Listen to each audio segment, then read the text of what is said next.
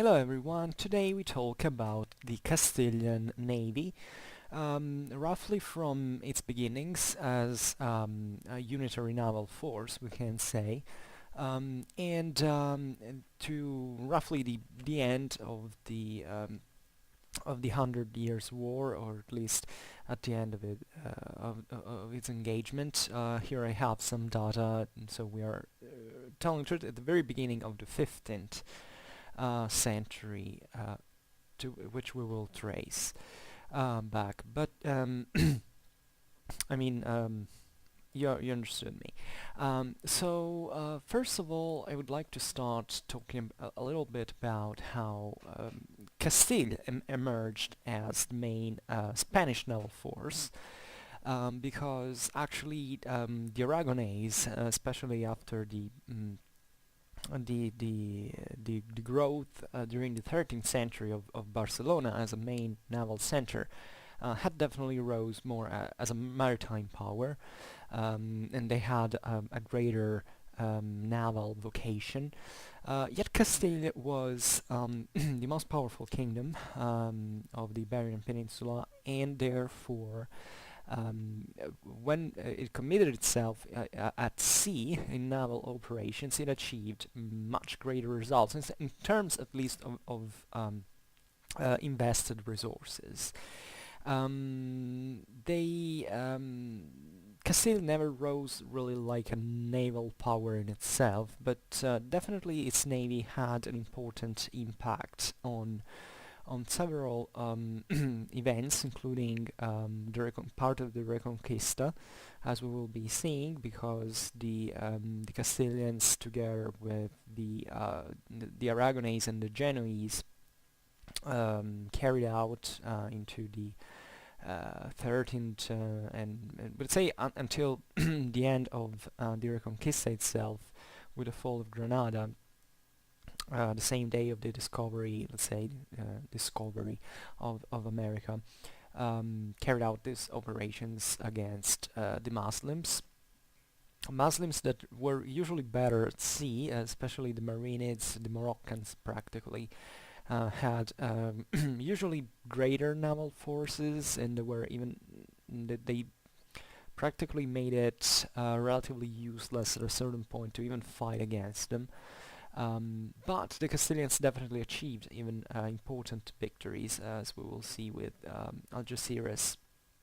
But the Castilian Navy is important also because of the engagement that it had during the Hundred Years' War on the side of France, that really didn't have a true naval force of its own. I mean, this was a time in history into which navies were not permanent, aside from certain maritime republics like maybe the Italian ones or the Hanseatic leagues that could deploy constantly ships that were usually cargo ships that eventually put up in fashion of military vessels. They could dispose of these basically at any moment, given the volume of their traffics. The greater kingdoms and greater powers, including even the Muslims, like Egypt, I mean, powers that were actually out there on the sea, didn't have a permanent naval force. The English didn't have that, even though during the Hundred Years' War they began to essentially keep up something that could be easily, at least to the crown, the English crown, ensured itself to can rely on certain civil vessels at every time, in order to meet eventual aggression from the sea. The French didn't have either, and the Castilians were essentially the only naval power on the Gulf of Biscay that could intervene even into the Channel. Even though, as we will see, this allegedly Spanish fleet was actually in great part Italian, and more specifically Genoese, for reasons that we will be explaining. So basically, Castile had an important um,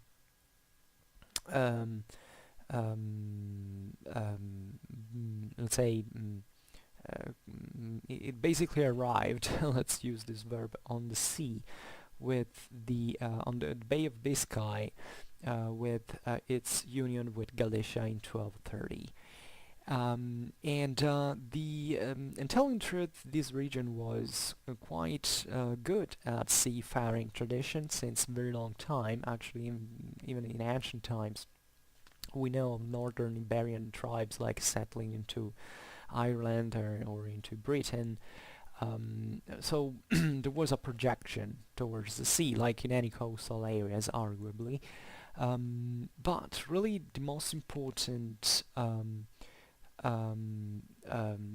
ports that eventually the Castilians gained was in the south, and it was the one of Seville. Seville that was captured from the Moors by Ferdinand III in 1247-48. Um,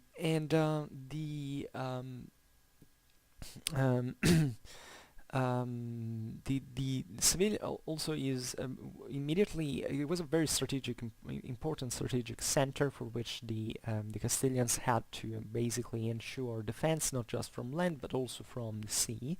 So there was already some attention basically to the availability of naval forces in order to defend the city. And this had basically it was a kind of a spin-off for a further naval expansion from the Castilian port, also from a trade point of view, because as we were saying before, normally the ships that were used into military operations were actually ships, boats reconverted essentially from civilian use and armed into that fashion. We had to wait essentially for the modern age before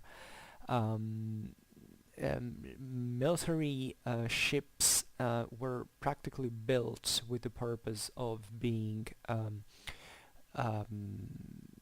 of being differentiated from civilian vessels. So for lodging cannons, absorbing certain forces, and this didn't happen at this time. It's essentially for technological reasons, also for the size of the actual trade proper, in the sense that equipping a galley with men-at-arms and bowmen was essentially already good for the naval technology of the time to achieve your military goals. Artillery at this time was still, here we're talking about the 13th century, practically did not exist. From the 14th century onwards, there was also usage of artillery on sea, on the ships that grew accordingly, like just on land warfare. And what is interesting is that the Castilians began to expand even on the rest of the Atlantic coast. This happened all after the famous Battle of Las Navas. There was this huge Christian victory over the Moors that basically ensured Castile to take essentially the Andalusia, the south of Spain, which was not completely devoid of Moors. There were the ones in Granada still remaining there, and and telling the truth, not really just in opposition to the Christians. On the contrary, the Emirate of Granada survived until 1492, essentially because the Christians didn't have many. I'd say they had other interests at the moment, including the one of slaughtering each other, rather than taking out Granada. And plus, there were certain trade interests that we'll be hinting at before. So it's with the King Alfonso X that rose to the throne in 1252 that the that basically there was in Castile the creation of an admiralty administration. What is interesting is that the admirals that existed, there were titles like Almirante Mayor de la Mar in Spanish, which means the major admiral of the sea, practically.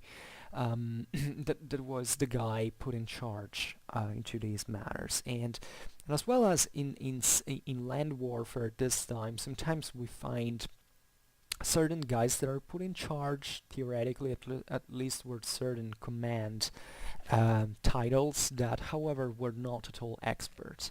And the reason into warfare, in this case, admirals not skilled in naval warfare, that had never had an experience like that. You might be wondering why. Well, simply because they weren't the only ones that practically ruled over, commanded in there. I have a couple of examples right now of land battles into which of the same period, to which a guy was formally in charge, but then the army was practically commanded by someone else. And this is really a problem of political control of the armed forces, in the sense that maybe the king, just like in this case Alfonso X, wanted to have a man of trust in charge of the things, but at the same time someone capable below that could be controlled in turn by the guy that, however, knew how to carry out things, to get things done properly from a military point of view. And the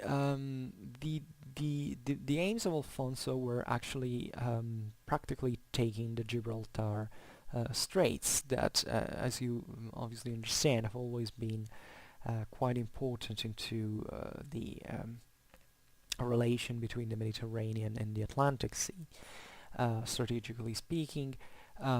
They basically tried with the other Spanish powers, with the Pope and all, to basically assist this.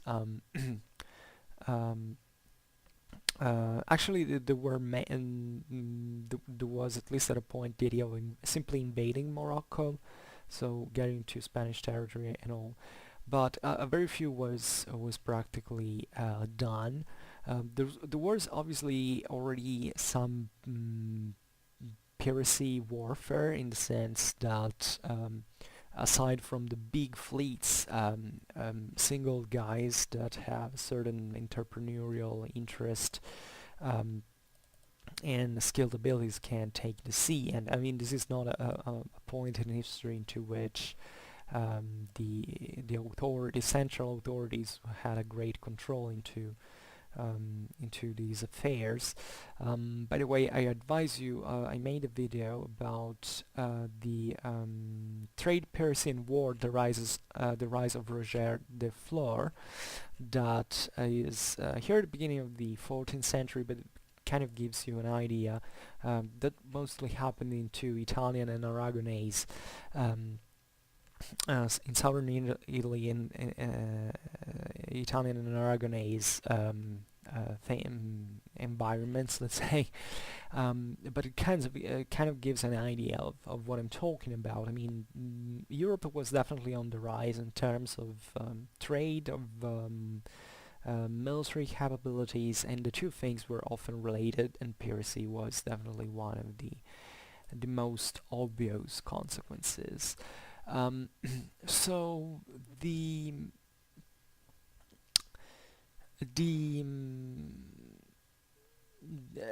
eventually, it's only in 1260 that there was an expedition of the Castilian fleet towards Salé, which was on the Atlantic coast of Morocco, and it was a notorious pirate base.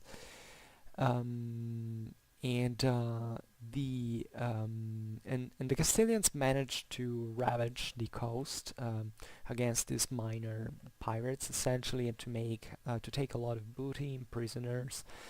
So it wasn't much different from land warfare in strategical aims and in practical achievements.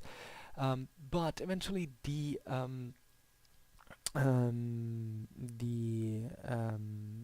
Marinid emir approached with his forces, and I think either there wasn't really a clash, but I mean there wasn't a resolutive battle to which testing the um, um, to it, it was no greater strategic gain from the Castilians. And in 1264, actually the Marinid Morocco entered into a sort of um,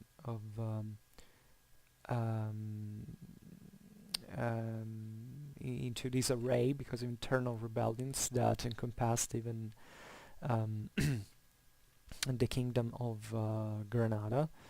At this point, the Castilians went again with their ships and forces to gain, essentially to recover certain lost territories, gaining especially the help of the Genoese that were established as merchants in Seville. And rather we don't however we don't know what really happened. The actual military operations are not documented. By 1278 the Castilians still suffered raids from the Moors from across the straits, so this um, way was the problem was continuing to go on, and the main problem for the control of the straits was actually the possession of Algeciras that was in Moorish hands, and basically this was the place, the bay from Algeciras was a town that dominates a bay, and this is from where the Marinids usually launched their attacks on the Castilian coasts. So the Castilians, Alfonso still reigned. Alfonso X is one of the greatest kings in medieval history, we can say. He ruled also for a freaking long time, so he decided to mount up an expedition, a huge expedition for the time that counted 80 galleys and other smaller vessels, including obviously even smaller boats and all. And that there was probably a mix in the sense we have said that there was no really, for many ships at least, there wasn't a very strict differentiation between cargo and battleships. And basically the Castilians attempted in August the blockade of Algeciras, and they managed by February basically to completely encircle the city, both from land and from the sea. It's very I've always been fascinated by these combined operations between land and sea forces operating together. There is great evidence of this also in the rest of medieval history into the Mediterranean. And the and this was actually similar to land warfare once again, because this was not just a way to simply block the ports, hoping to make it fall at some point, but it was also an explicit challenge to the Moorish navy, to the Marinid navy that was, as we've seen, was also powerful, and even more, more used to naval warfare, at least apparently from a longer time compared to the Castilians. So just like in land warfare, the biggest battles were the biggest pitched battles, open ground battles. In this sense, not really open sea, but fully naval battles took place when an army was besieging a stronghold, and then another big army came into relief of the defenders, of the besieged. Um, so basically, the Galleys suffered a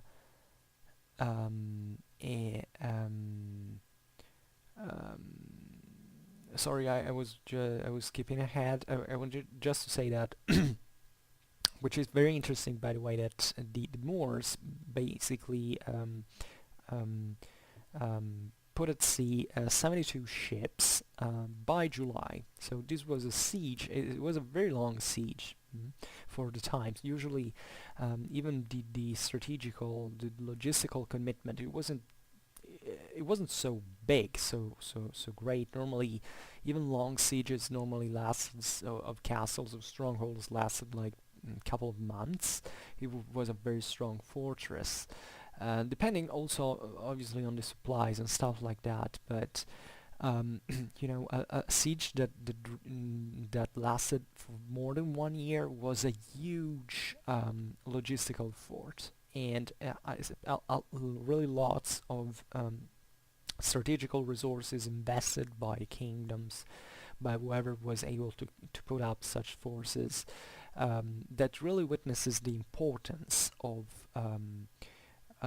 the strategic objective, in this case the control of the Straits of Gibraltar. So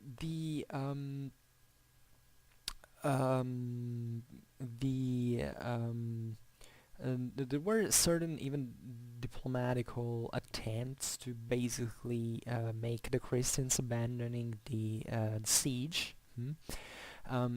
People think that diplomacy is something that was born properly, like just in the modern age, but really, if you look at every military operation that took place in medieval times, there was always a continuous stream of ambassadors, of even if you don't want to call them this way, messengers and all, to try to to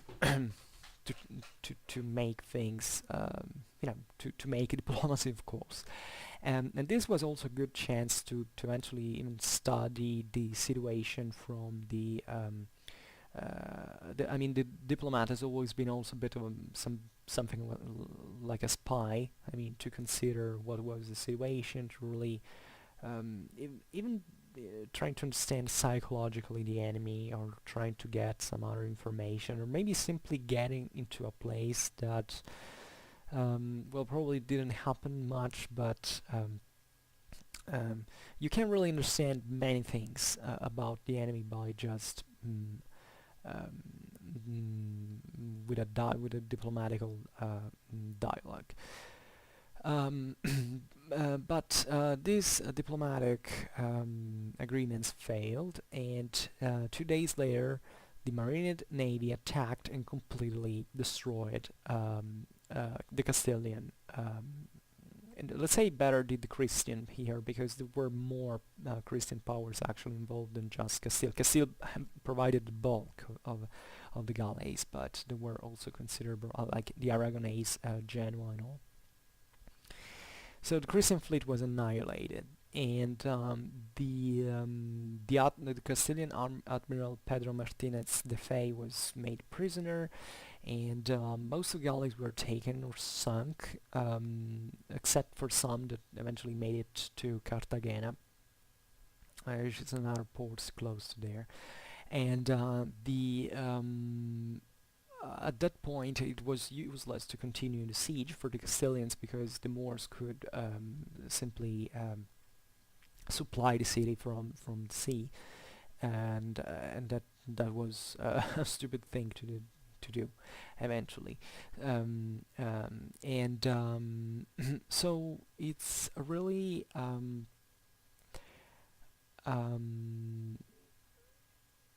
to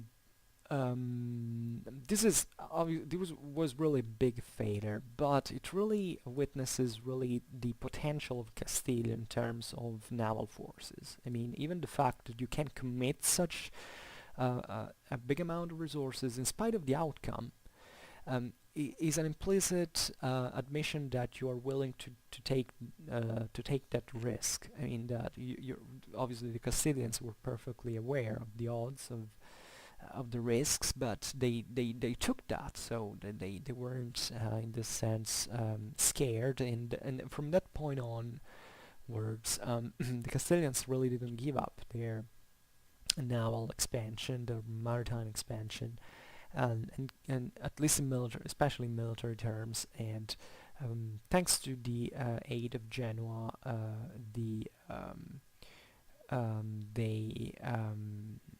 mm, they made of Seville one of the most important naval centers of Europe for actually for centuries to come. Eventually, the Castilians were surpassed into naval matters by by the Aragonese, necessarily, and by the Portuguese, but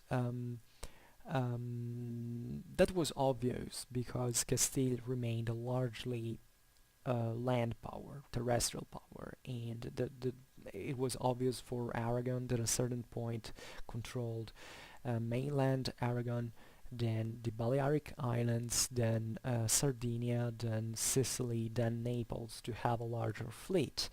The Portuguese couldn't really make make it well farther inland against Castile into the Iberian mainland, so they obviously expanded into the Atlantic, being really the first great explorers, we can say.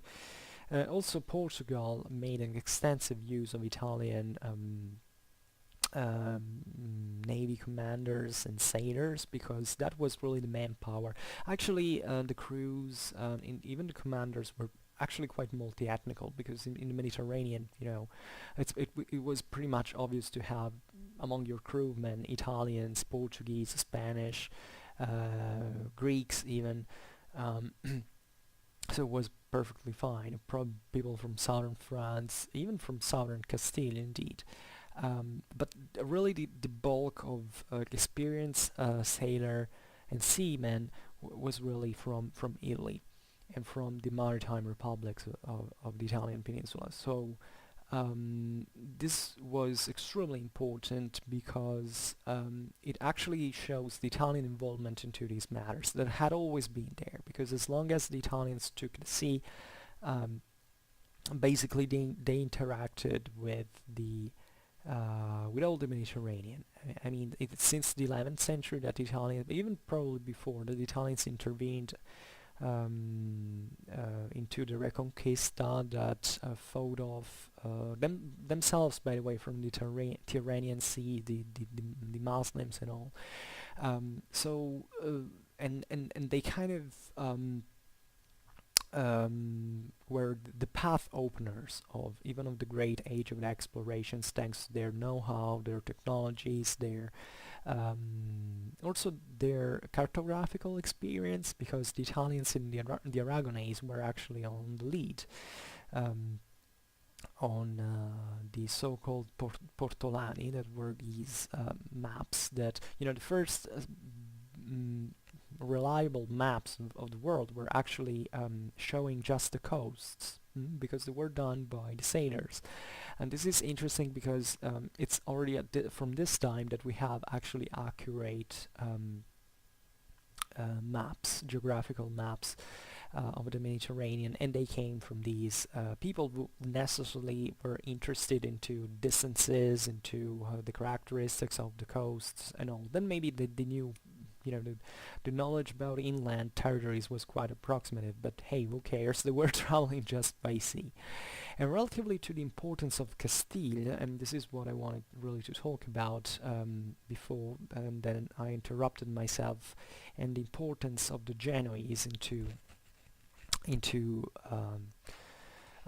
all this is, why the Genoese? What were really doing the Genoese in Castile and in Spain in the first place?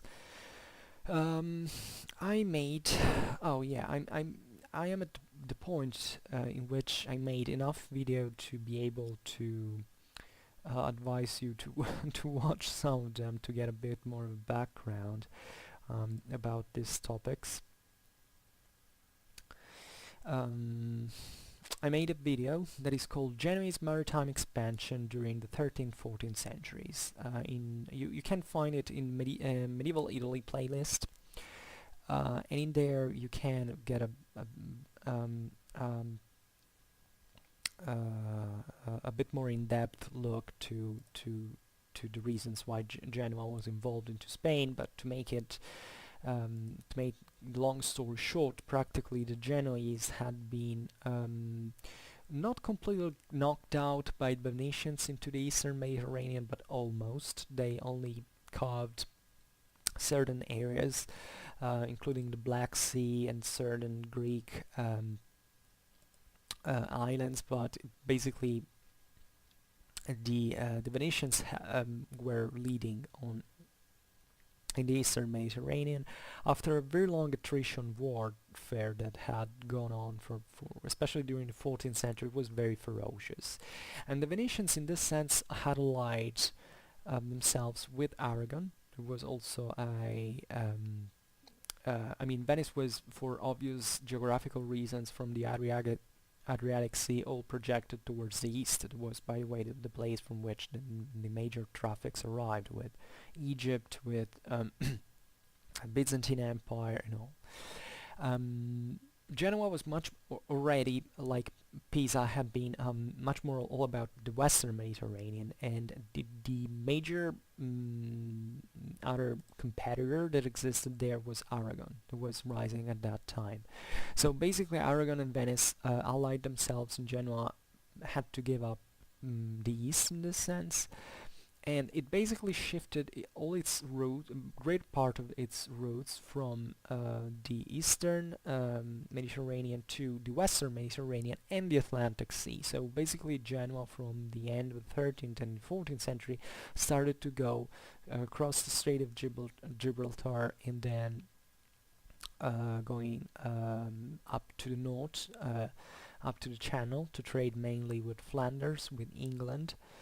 And the Genoese were all over the place. I mean, if you take, in fact, the 100 Years' War, you see how much the Genoese, the relation between the French and the Genoese was strong in terms of economy, of politics, and all the mercenaries that were used both in land and in naval warfare by the French, in the French armies.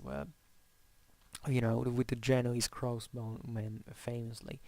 For Genoa, it was extremely important to have a base scattered along the Atlantic coast, either of the Iberian Peninsula or France. And Seville, when it was conquered by the Christians and by the Castilians, as we have seen, was immediately open to the Genoese, because the Genoese in this sense made such bases rich, because they invested themselves into that place. They had facilities, infrastructures, and in turn the local city benefited from that, and the the city grew, and the Castilian king could make Seville paying taxes, and growing richer. So this is how it was practically done. So that's the reason and the mean through which the Spanish had such a large availability of Genoese. But generally speaking, the Genoese were like the best sailors available in the Atlantic.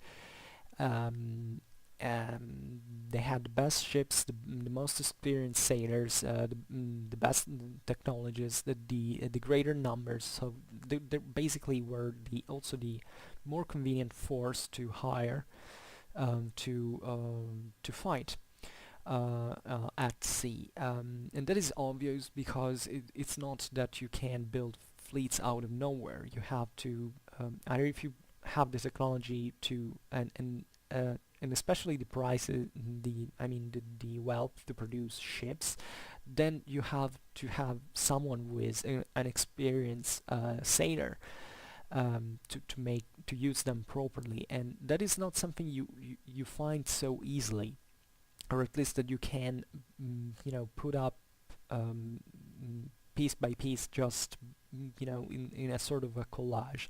It's much easier to just get the services of these guys that cross all the time in front of your shores, and that have obviously interests, and that already know what to do, how to deal with naval warfare and all. So that's basically what the Castilians had, and generally speaking, nor and this was true also for Aragon, because neither Aragon nor Castile had never had practically, first of all, as many galleys available as they claimed. Mm. Most of them were actually, especially in Castile, from the 40s of the 14th century, were largely made up of Genoese ships and crews. The same goes for France, that heavily relied on Genoa and Castile for naval forces. So that is something macroscopical into this sense. But the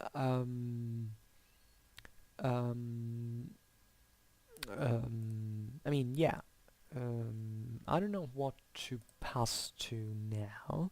We might just look a bit at the a bit more in detail to the organizations. I mean, first of all, how many galleys a power like Castile really could field?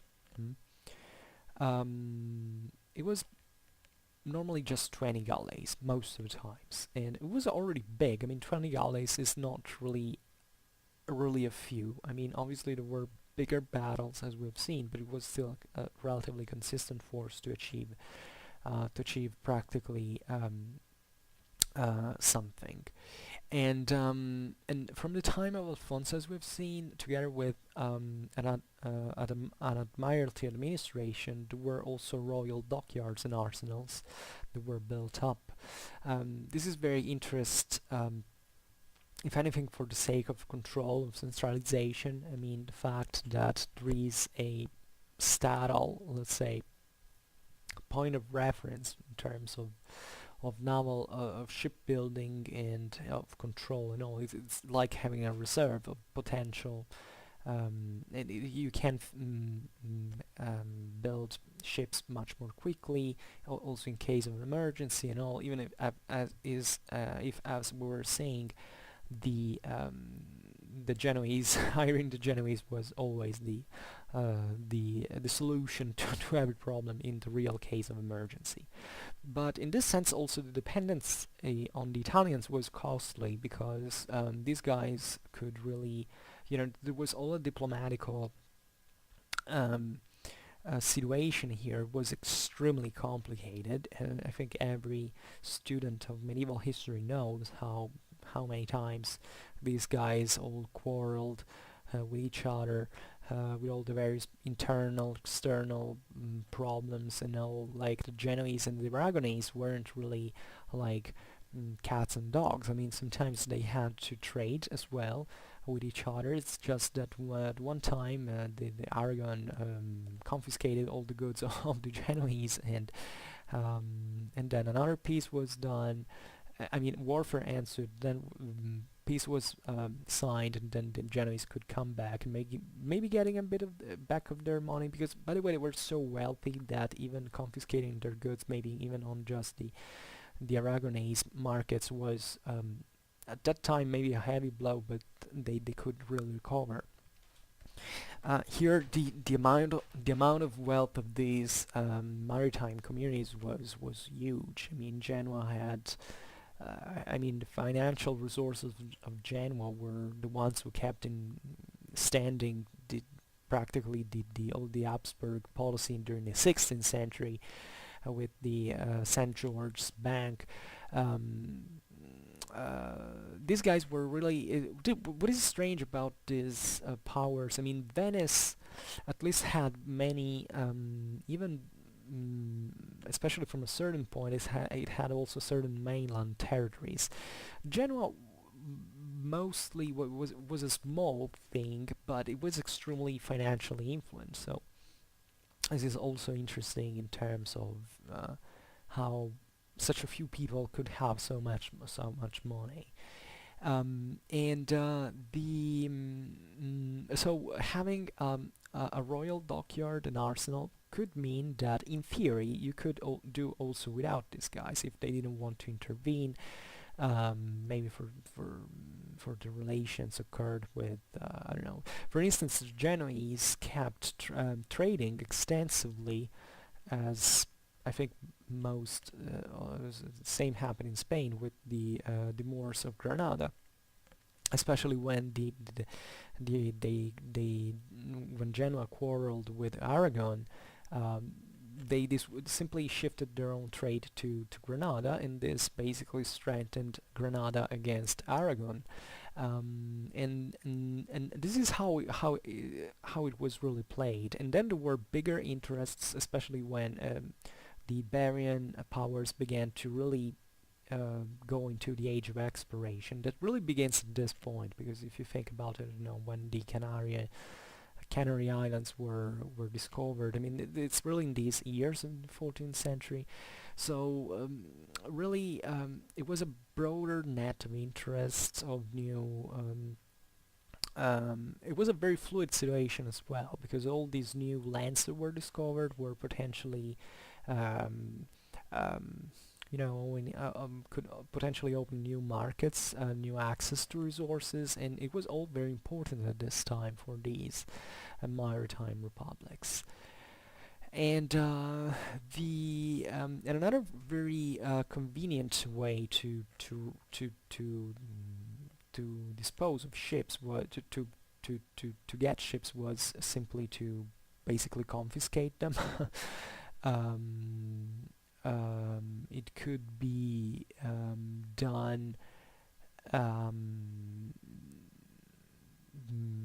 by simply buying them at some point, or maybe to oblige certain coastal communities to pay a certain amount of from of their possessions to maybe not to field troop, sea for terrestrial forces, but ships. Ships were also relatively costly for the time, so the real problem here is not really the technology or the actual material availability, but it's actually the costs. Because you can't even steal a ship, but eventually you have to still feed and properly keep the crew. It's something that has to go on for months. There are certain costs that are really unescapable, and those are all things that weighted really as a very heavy burden on the head of these rising national monarchies that had a very few fiscal income practically, and degree of centralization. But this is also how it's through such initiatives that eventually the trend was reversed, and a state, we can say, was built on the base of these needs. So we mentioned before all the admirals that existed. Many of these admirals were native from Genoa as well. So there weren't just Spanish guys at the top. Christopher Columbus was an almirante of Castilla, if I'm not wrong. Yes, so yeah, I mean, this was something that really depended eventually on even maybe by policy, by politics, or by simple evidence. I mean, you have even to think that the nobles that were put in trust of such business were maybe not so faithful after all. I mean, in the age of feudalism, a guy that had a lot of land and that you entrusted and that you gave charges to, I mean, could maybe rebel, side with your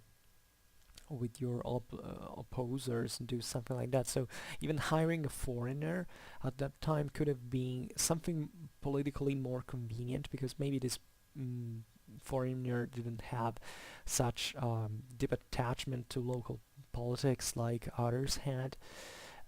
So hiring Genoese admirals was really normal. This happened also in France many times. So and the French achieved considerable victories sometimes through the Genoese admirals. So um, it was really really cool. So how were these really these ships like? Were these Spanish galleys were like 200 tons average in weight. They had a fixed mainmast. Um,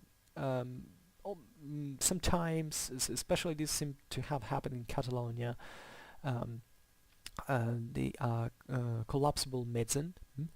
And a foremast plus a wooden ram at the bows. And the relatively to the crews, this is important that and interesting at the same time that practically the way the crews were raised was the same way urban militias of certain towns were usually provided their men for the crown. And the numbers of men per galley could be really large, up to 230 men, even more, depending. Well, you have also to think that these ships weren't really standard. There was nothing standard at the time in terms of shipbuilding and all. So, of course, practice made certain categories, certain, say, but every ship was unique in its own kind. So there were sometimes very large ships that could host really more crew. However, the majority of the crew was made up largely by oarsmen. Mm. And interestingly, these oarsmen in Spain, just like in Italy, were actually all freemen. We have the idea of these terrible medieval galleys, maybe with slaves and all, like in the ancient times, maybe with the Turkish galleys and all. But this isn't really how it was. Actually, oarsmen received a decent pay. They had to be trained. They had necessarily to be well fed. Just an idiot would sail off with weak or denourished oarsmen, because those are the guys whose muscles have really to pump hard when if you are in battle and you need mobility and really have to get down hard on those oars to save your own skin. Therefore, these were professionals, even if you want, and they were well fed, as we were saying. So even think also about all the supplies for these men. And usually there would be another 50 Marines, we can say. The sailors were actually very few, like usually just 8 or even less. Or even more, dependingly. We have in 1380 certain galleys that were supplied to France from had 6, while those that the Portuguese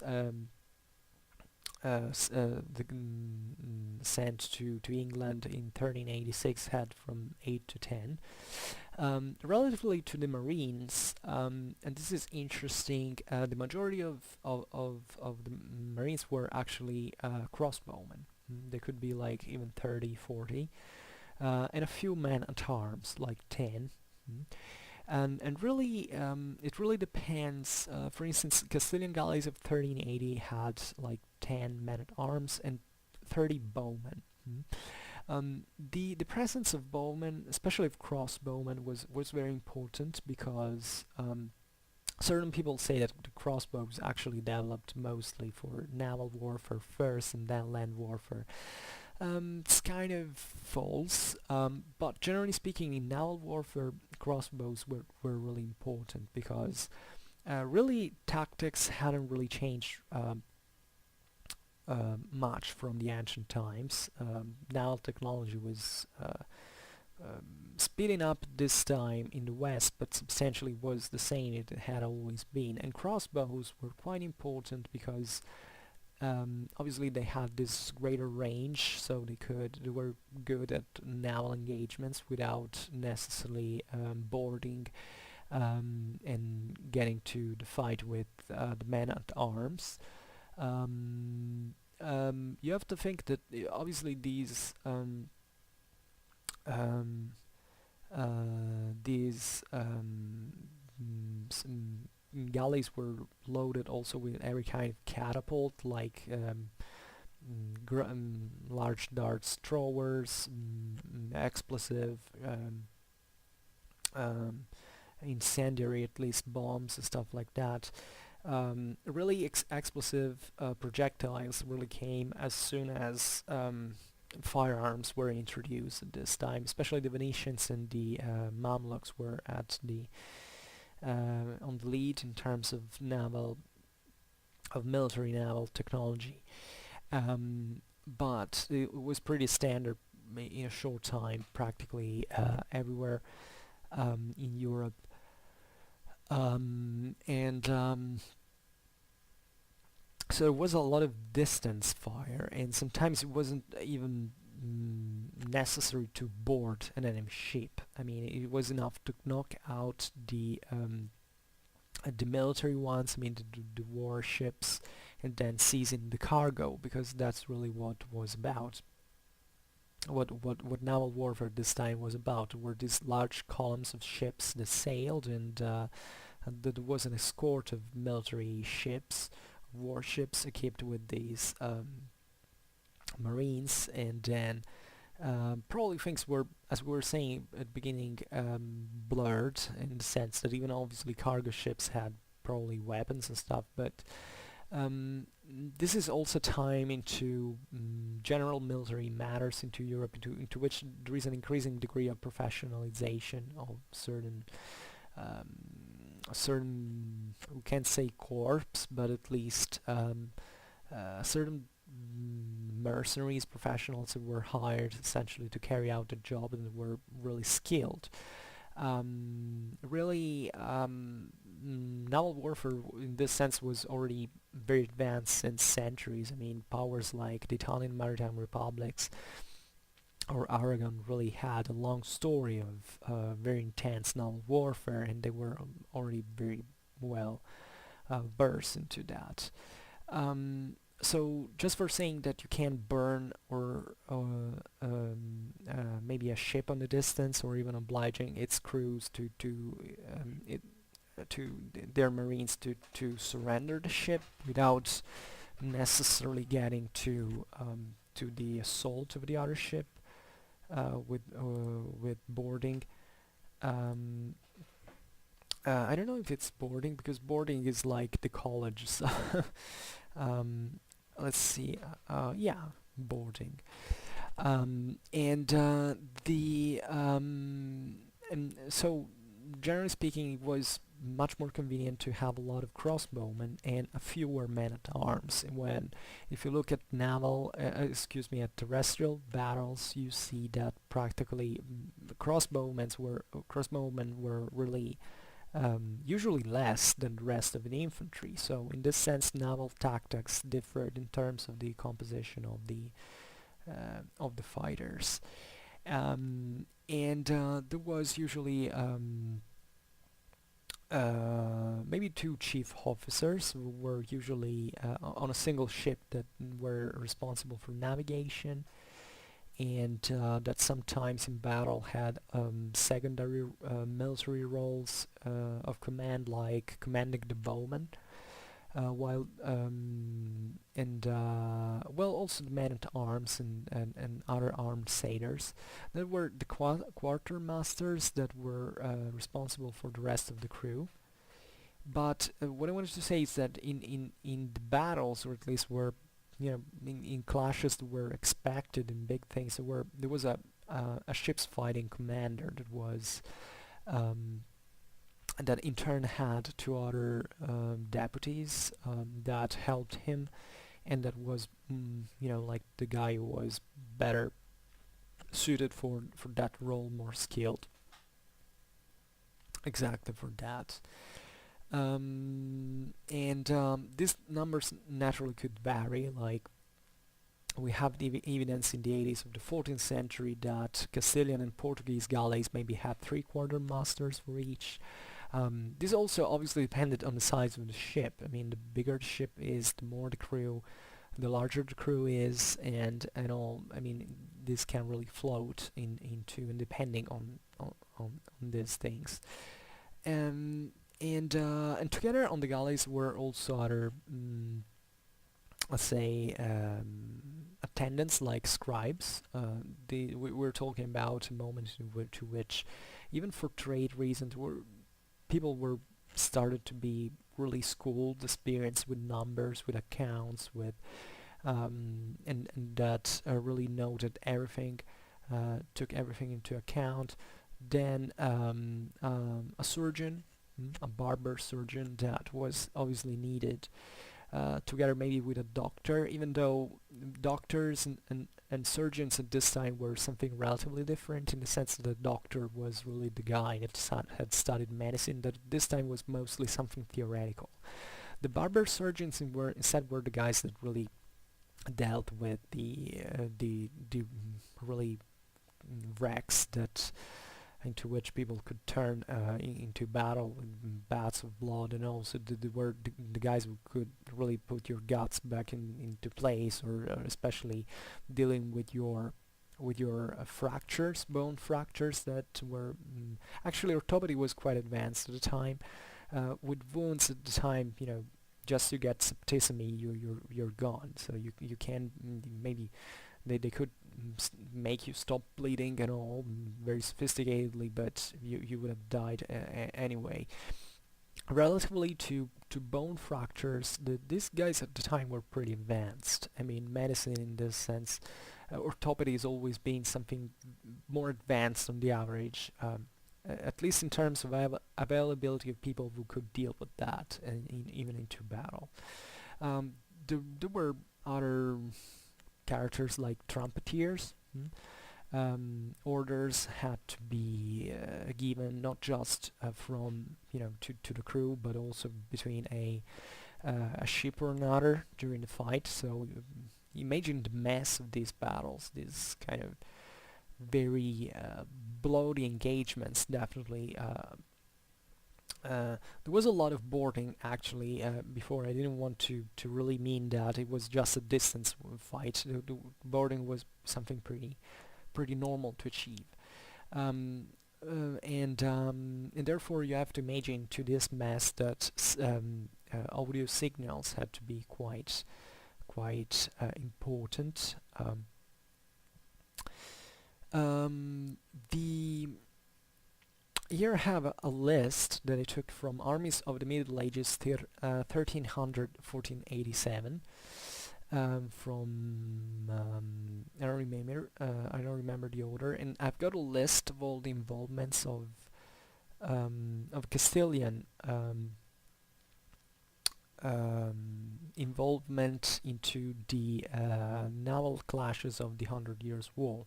So these Franco-Castilian naval forces, especially after 1372, there were very extensive hit-and-run raids on the English coast, to which, in this sense, the Franco-Castilian sailors began to really excel, and they would simply have a there was a very important timing relatively also to tides and flooding and all. They usually arrived sacking and burning whatever port, town or shipping that might lay before them, and the sometimes the Marines that were on ships were perfectly able to land and to engage with the local forces that existed, like the town levies or stuff like that. It was there were a lot of amphibious operations in this process, and they were very skilled at in every way. Also because, after all, the way they fought wasn't really essentially at this time, especially when you board your or even when you exchange crossbow bolts from a ship to another, you're not really fighting individually in a much different fashion that you are doing on land. So there were perfectly capable of adapting to the two things. This happened, for instance, at the raid of Rottingdean and Lewes in 1377. So here starts the list of the main engagements that we can find. So I read, remember once again, Armies of the Middle Ages, 1300-1487, pages 32-33. Quote, then 1340, the French fleet is defeated at Battle of Sluis, one of the most important ones, one of the great, by the way, one of the great successes of of the English, because of the definitely the genius of Edward III of England. That was the greatest and more complete, most complete English military genius that ever existed. And this is one of the battles into which also the longbow had its own saying, let's say, against the Franco-Castilian crossbowmen on their vessels, and we see Castilian ships, in fact, at this point. Then 1350 we have 44 ships under Don Carlos de la Cerda that are defeated once again by Edward III, famously also here at Winchelsea. And we have knowledge of stone throwing engines, ballistae, and possibly already firearms on the Castilian ships. I think the first mention that we have of Spanish artillery was during the siege of Algeciras in 1342, so not at the time of Alfonso but later, because eventually the Castilians tried it again. So already at this time, definitely firearms were mounted on ships. Sometimes we just don't really know from the sources whether certain engines were actually, you know, firearms or not, and however these guns really didn't make a huge difference in practice, even nor in terrestrial nor in naval warfare. And Froissart said they had great bars of iron ready forged and fashioned for casting and sinking of ships, with launching of stones and pebbles beyond all number. So here Froissart account is very fascinating, because it's basically saying that these weapons were projected essentially for sinking ships. So they weren't really, they were something already suited as weapons for specifically for naval warfare. And this is already important. Oh wait, I was misquoting, I believe. The guns of Alfonso XI of Castile at the siege of Algeciras in 1342 were terrestrial guns.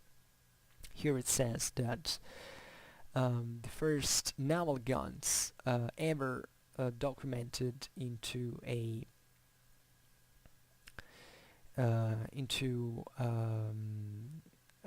Spanish ships were from 1359 at the latest. So that's the at least I think, I don't know when this book was written, but it should be. I mean, we're not extremely well documented about such details, but definitely guns were already mounted on ships at this point. Not really as even handguns, not really just naval artillery, which was something that practically didn't exist as such, conceptually speaking, if not for certain small adaptations. Then in 1372 there was a group of, let's say, comprehended between 12 and 22 galleys under the Genoese commander Ambrosio Boccanegra, who was in French service. So this is interesting. Genoese commander, Castilian galleys fighting for the French. So very multinational. And this time they fought and defeated a larger English fleet at La Rochelle, which is, by the way, the picture that we have here on the background from a later time. Beautiful illumination, but you know, many poetical licenses, let's say artistical licenses here. Then there is an attack on the Isle of Wight in 1374. In 1375, Castilian galleys destroy 39 English vessels at the Bay of Bourgneuf. 1377, a fleet of 8 Castilian and 5 Portuguese galleys, plus French royal galleys, and a large number of armored Castilian and French merchantmen launch 2 raids against England. So here we have a combination of French properly French galleys, so already built by, or at least deployed by the French crown, with 8 Castilian and 5 Portuguese galleys, and they make 2 raids on England. So they attack between June and July. They attack Rye, Rottingdean, marching inland to Lewes. So this is interesting. Then Folkestone, Portsmouth, Dartmouth, and Plymouth. And in August instead they attack Yarmouth, the Isle of Wight, Southampton, where they are repulsed by the Earl of Arundel, Poole, and Winchelsea. And even though the attacks are not fully carried out here, they are abandoned first and eventually also at Hastings. In 1378, we have certain raids against Cornwall being documented, and a small English fleet to break out of Cherbourg was defeated by the Castilian galleys. It was the case, I think, of a blockade. 1379, 20 galleys supporting du Guesclin attack Brittany and are defeated by English fleet of merchantmen under Sir Hugh Colvley in a minor engagement near the Channel Islands. So, as I was saying before, there were also the cases of merchant vessels that actually of armed merchantmen that could take arms against, say, warships, even if, as we have seen, such distinction in fact practically did not exist. So at this time, many civilians were actually militarized in practice. I mean, going out by sea was never something really safe to do. Think about piracy, think about war, indeed, and this kind of avid ravaging of enemy ships and all, and there was a lot of booty really as a prize, and definitely the civilian ships in this sense were targeted more, and if you were a civilian merchant staying there, you would have taken some precaution, like having weapons as well as supplies and all. So 1380, we have 1 French and 19 Castilian galleys and a number of other smaller ships attacking Winchelsea and other towns on the Rother estuary, and basically the same guys attacked the Thames estuary by sacking Gravesend, And so the French here, it says the book, were responsible for the cost of 10 of the Castilian vessels. There was a lot of definitely of agreements made up of in that kind, like a negotiation, a bargaining of who had to sustain the expenses that, as we were saying, were really what worried most the powers involved. In 1386, certain Castilian galleys are neutralized at, here it says, at Betanzas by an Anglo-Portuguese fleet. Yes, because the Portuguese obviously were, now we're making it simple, but there was a lot of side switching really taking place all the time at this stage in history. Then we have in 1387 other 6 Castilian galleys in French employ are defeated by, based at La Rochelle, are defeated by the Earl of Arundel of Margate. In 1388 we have 10 additional new galleys requested by King Charles VI of France to join the Castilian fleet already in French service.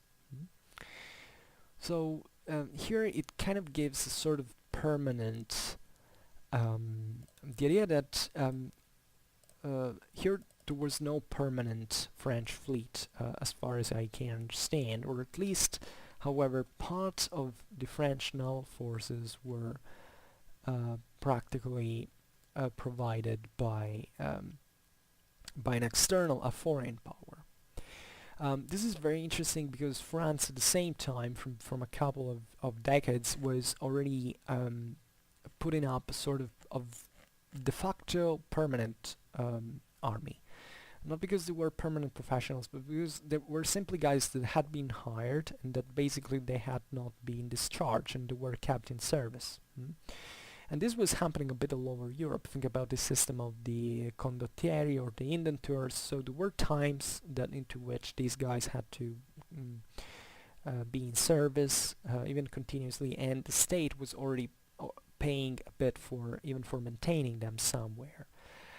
So here, basically, if the King of France was asking for 10 additional galleys to Castile, it's as if this continuity had been present already into naval business, even though it wasn't a French fleet in practice, at least for the numbers given by Castile. So it had become something so usual that there was now a contradiction for, you know, I want more, I need more. And evidently Castile was able to provide this. I don't know if they sent them, but at least if they were asked, it was because it usually could have been an option at least. Then in 1406, 3 Castilian galleys, once again, at this time instigated by the French, and raid the English coast between St. Ives and Cornwall and Southampton.